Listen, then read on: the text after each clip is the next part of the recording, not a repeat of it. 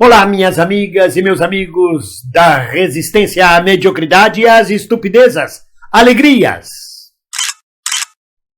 Todo discurso, toda narrativa tem uma origem de classe.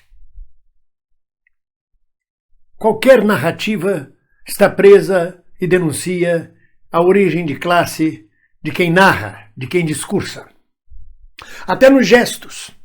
Há muitos e muitos anos atrás, eu fiz um curso dentro de um festival de teatro em Roma, um curso sobre o gestual. E é curioso que a gente não observa, mas é muito claro. Aprendi muito rapidamente, por exemplo, que o gestual determina origem de classe.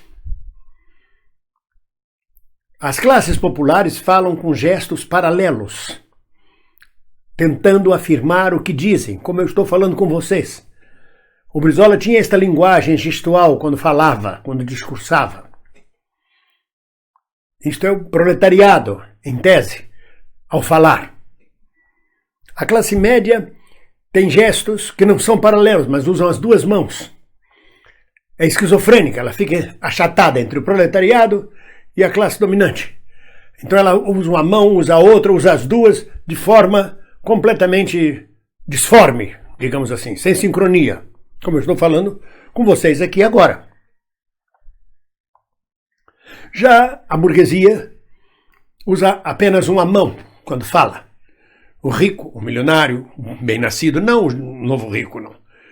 Ele usa uma mão para se expressar, não tem gestos que possam, sem querer, bater na cara de alguém, sem querer derrubar um prato. Não, ele é comedido e usa uma mão. Já a aristocracia não faz nenhum gesto. Ela se recolhe aristocraticamente e apenas fala. O poder dominante, absoluto. Então até os gestos falam e denotam a narrativa da origem de classe de cada um. Assim é com o humor. A narrativa do humor também tem sua origem de classe. Eu vejo, por exemplo, a mudança que ocorreu em Zorra Total.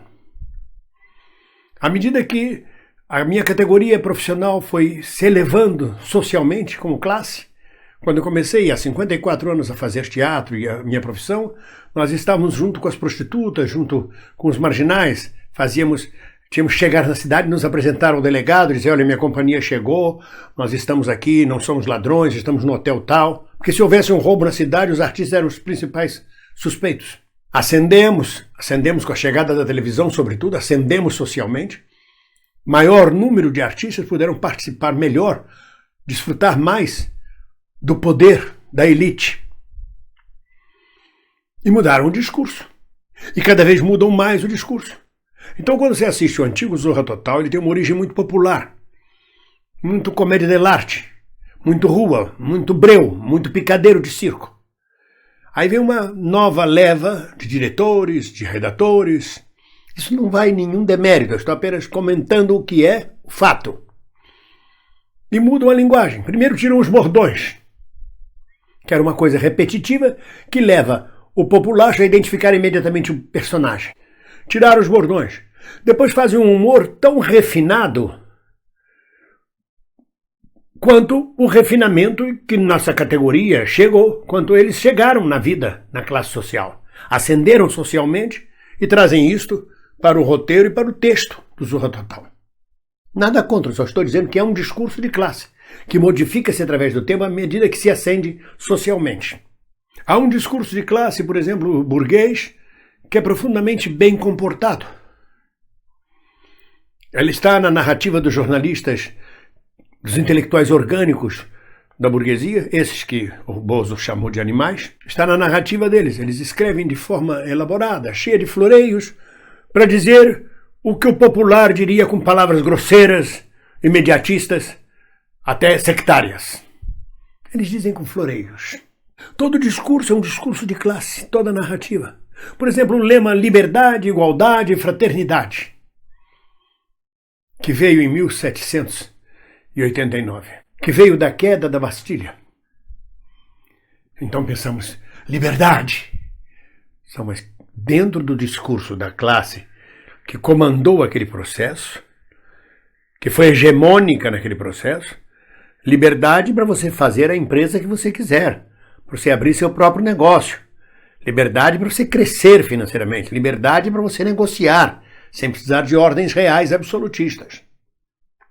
Igualdade? Sim. Igualdade nos direitos humanos, mas não igualdade econômica e financeira. Fraternidade? Sim, todos os homens são irmãos. Mas uns são mais irmãos do que outro.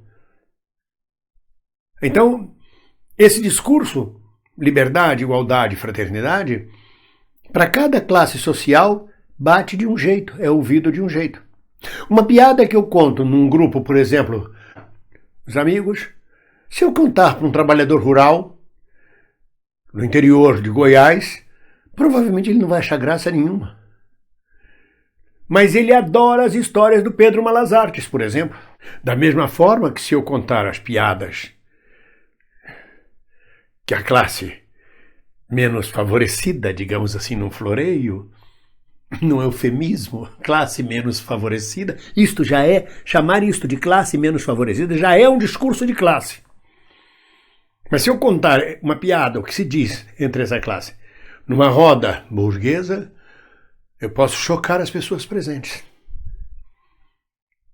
Eu me lembro que uma vez eu fui levado a fazer um show na casa do senador Suassuna, no Rio de Janeiro. Ele era senador lá pela Paraíba, lá pelo estado do Nordeste, mas morava no Rio de Janeiro. A capital é em Brasília. Olha já o disparate disto. Assim como toda repressão e toda censura é uma censura e repressão de classe. Às vezes, dentro da própria classe social, da mesma classe social, segmentos transbordam os limites da ética e da moral constituída e tomam um puxão de orelha da classe dominante que diz: não é por aí, por favor, não rompam esses limites. Como dizem aqui em Portugal, estão a perceber? Perceberam? Ninguém solta a mão de ninguém. Um abraço.